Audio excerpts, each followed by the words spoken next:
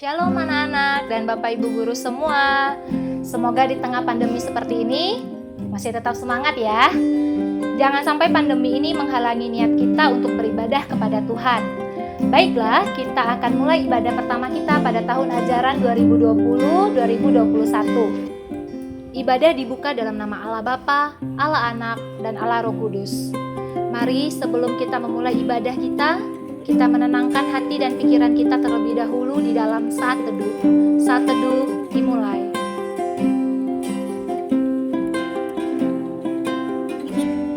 Saat teduh selesai, begitu banyak berkat Tuhan dalam hidup kita, karena Allah itu baik. Mari kita angkat pujian berkat kemurahan.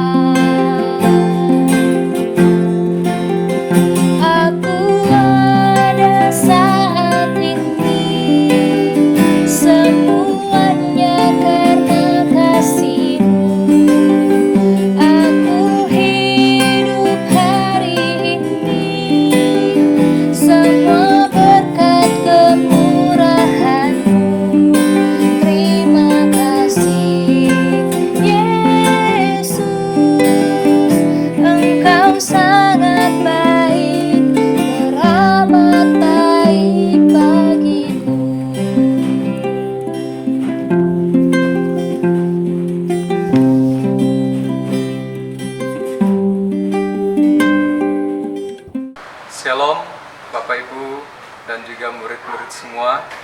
Damai sejahtera bagi kalian semua dimanapun berada.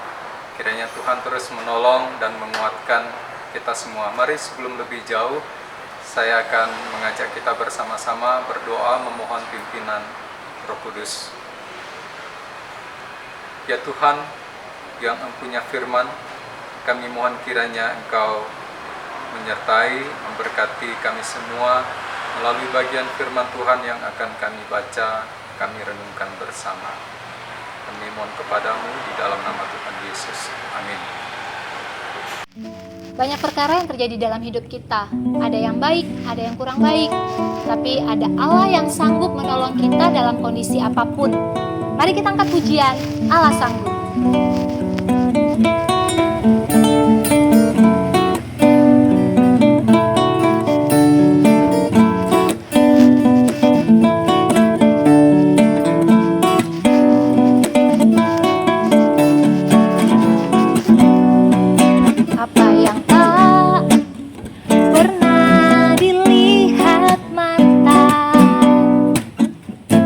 Yang tak pernah didengar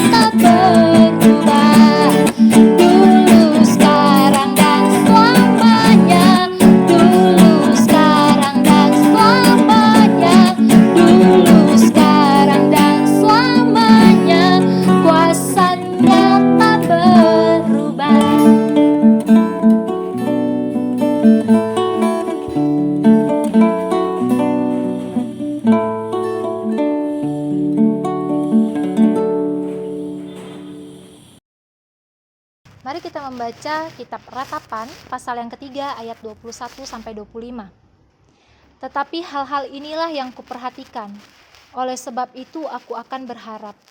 Tak berkesudahan kasih setia Tuhan, tak habis-habisnya rahmat-Nya.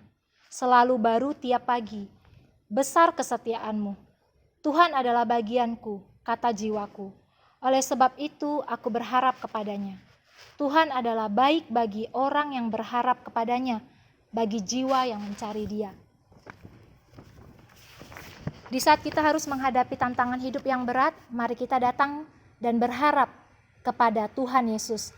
Mari kita bawa pergumulan kita dan berserah kepada Allah Immanuel, Allah beserta kita, dari dulu, sekarang, dan selama-lamanya. Amin. Kita mau menyambut akan kebenaran firman Tuhan, kita siapkan hati dengan mengangkat pujian Immanuel.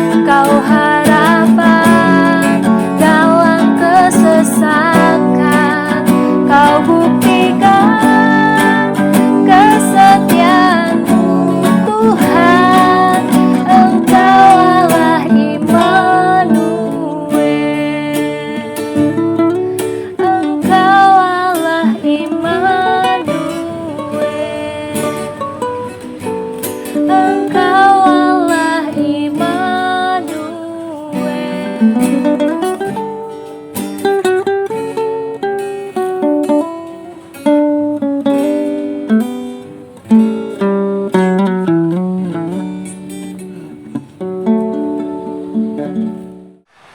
Ibu guru dan murid-murid semua, mari kita kembali, kita tundukkan kepala, kita berdoa. Bapa dalam surga, kami mohon kiranya Engkau memberkati kami dengan firman Tuhan yang akan kami baca, kami renungkan bersama. Kami rindu agar kami semakin dikuatkan, diteguhkan akan panggilan Tuhan di dalam diri kami di tengah masa-masa yang tidak mudah ini. Kami mohon di dalam nama Tuhan Yesus Kristus. Amin. Sebelum lebih jauh kita merenungkan firman Tuhan, kita akan bersama-sama membaca satu bagian firman Tuhan yang mendasari renungan pada pagi hari ini. Terdapat di dalam kitab Ratapan pasal yang ketiga ayat 21 hingga ayat yang ke-25. Demikian bunyi firman Tuhan. Tetapi hal-hal inilah yang kuperhatikan. Oleh sebab itu aku akan berharap. Tak berkesudahan kasih setia Tuhan. Tak habis-habisnya rahmat-Nya. Selalu baru tiap pagi. Besar kesetiaan-Mu. Tuhan adalah bagianku, kata jiwaku. Oleh sebab itu aku berharap kepadanya. Tuhan adalah baik bagi orang yang berharap kepadanya, bagi jiwa yang mencari Dia.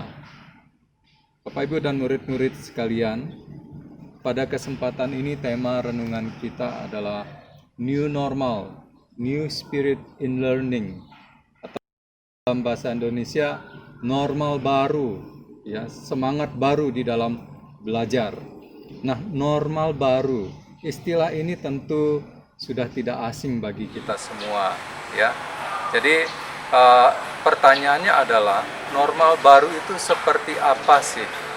Apa sih normal baru itu? Normal baru itu adalah satu kebiasaan baru, ya. Tentu kita sudah terbiasa dengan yang namanya face shield, ya, masker, ya. Sekarang kita kemana-mana atau aktivitas di luar atau di tempat kerumunan banyak orang, kita harus pakai masker. Kita yang dulunya kurang terbiasa menjadi terbiasa menggunakan masker. Nah, kita juga sekarang sudah mulai terbiasa dengan yang namanya jaga jarak, ya. Kalau berbicara harus ada jarak tertentu yang harus kita perhatikan. Bahkan juga untuk duduk, ya, duduk itu juga harus ada jarak yang perlu diperhatikan. Nah, juga untuk diri sendiri. Sekarang kita mungkin yang dulu kurang terbiasa dengan membersihkan tangan atau mencuci tangan, sekarang harus terbiasa. Selesai aktivitas atau dari mana sampai di rumah, kita harus cuci tangan, ya. Sekian detik, 20 detik minimal. Bahkan juga di tempat-tempat umum, kita sudah terbiasa menemukan, ya, bisa melihat, menemukan, menggunakan fasilitas untuk mencuci tangan, membasuh tangan. Nah, ini adalah satu kebiasaan baru yang didasarkan pada protokol-protokol kesehatan yang harus diperhatikan. Ini tentu sesuatu yang baru. Nah, ini juga membentuk satu kebiasaan yang baru. Kita sudah terbiasa dengan yang namanya kebersihan. Ya, tadi saya sudah katakan, pakai face shield, masker, cuci tangan. Ya, tidak hanya kebersihan diri kita sendiri, tetapi juga kebersihan lingkungan, ya, di sekitar kita semuanya. Nah, Bapak, Ibu, dan murid-murid yang saya kasih di dalam Tuhan Yesus Kristus, mengapa normal baru ini muncul? Kita tentu tahu jawabannya. Itu semua disebabkan oleh karena adanya virus corona, ya. Nah, semenjak virus corona ini merebak di Wuhan, Tiongkok, ya, dia bagaikan mega tsunami yang begitu dahsyat, yang melanda semua masyarakat dan bangsa di semua belahan dunia. Begitu cepat hingga oleh WHO ditetapkan sebagai pandemi. Pandemi karena sudah mengglobal sifatnya. Sudah banyak korban, ya. Nah, pandemi corona yang begitu dahsyat ini memiliki dampak yang begitu luas yang mencakup semua dimensi atau bidang kehidupan. Sehingga tidak heran banyak orang yang begitu stres, begitu tertekan, ya banyak orang yang mengeluh, menggerutu dan lain sebagainya oleh karena corona ini. Ya, tentu tidak banyak orang, tentu juga banyak orang yang sampai akhirnya meneteskan air mata, menangis dengan keadaan yang sulit seperti ini. Nah, keadaan ini mengingatkan saya kepada ratapan Nabi Yeremia di dalam kitab ratapan yang dia tulis. Nabi Yeremia meratap sedemikian rupa. Dia meratap oleh karena dia sendiri tidak hanya melihat, tetapi juga dia mengalami kesengsaraan yang dihadapi oleh bangsanya. Ya, bangsanya. Setelah sekian waktu lamanya Tuhan begitu bersabar terhadap dosa-dosa para pemimpin Israel, bahkan juga diikuti oleh dosa umat.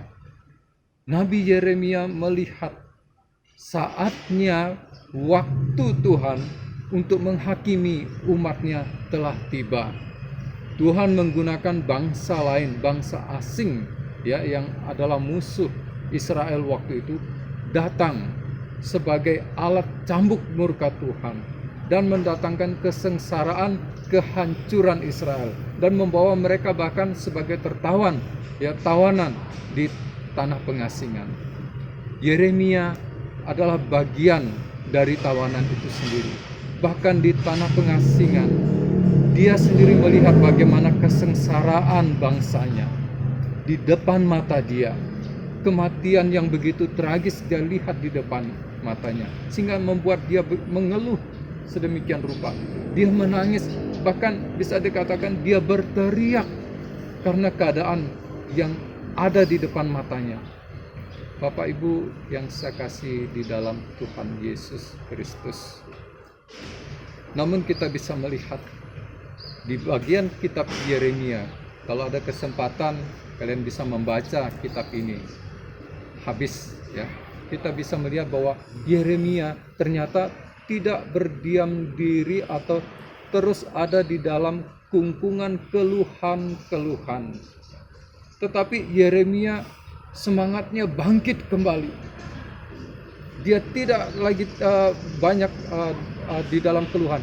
Dia bangkit kembali dan dia berkata, hal-hal inilah yang kuperhatikan. Oleh sebab itu aku akan berharap tak berkesudahan kasih setia Tuhan, tak habis-habisnya rahmatnya, selalu baru tiap pagi, besar kesetiaanmu. Tuhan adalah bagianku. Bapak, Ibu, dan murid-murid yang saya kasih di dalam Tuhan Yesus Kristus, apa yang membuat Yeremia kembali bangkit semangatnya di tengah penderitaan dan kesengsaraan yang dia alami? Yaitu oleh karena dia tahu bahwa kasih setia Tuhan tidak berkesudahan, tidak habis-habis rahmatnya.